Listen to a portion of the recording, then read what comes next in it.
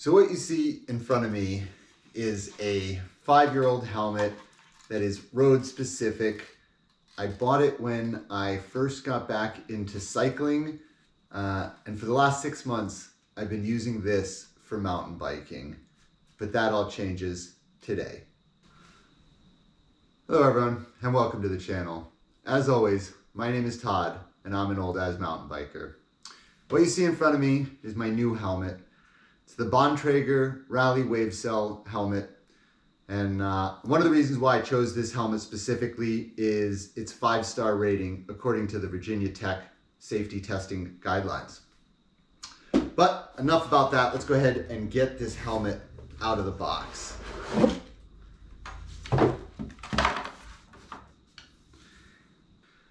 The first thing you might notice is the matte olive green color, which matches the bike. But we also have this high visibility orange on the bottom part, which happens to match the color of my pedals. And I'm a big fan of that. But outside of that, it has a lot of the standard features you would expect on any mountain biking helmet. We have a 3-position setting for the visor.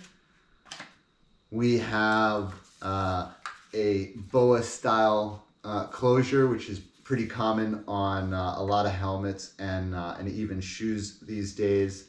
Of course, you have the ability to adjust the distance for the ears as well as the strap for the length.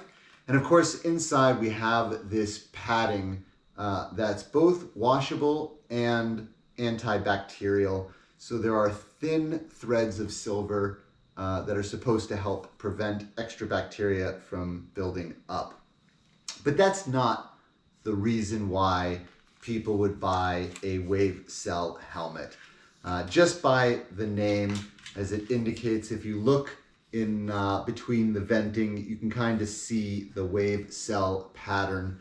And this material is supposed to both protect the rider in case of rotational force, as well as some of that more direct impact. And the way it does that, so when you first make contact with something, the Wavecel will flex and give a little so that you don't totally feel that force. But then it begins to crumple and compress, kind of like a crumple zone on a car. And when it finally makes full contact with the top of the helmet, it's designed to glide along the EPS foam, again, trying to alleviate some of that stress. And that really is why you would look at a Wavecel helmet. So let's go ahead and try it on and see how it fits.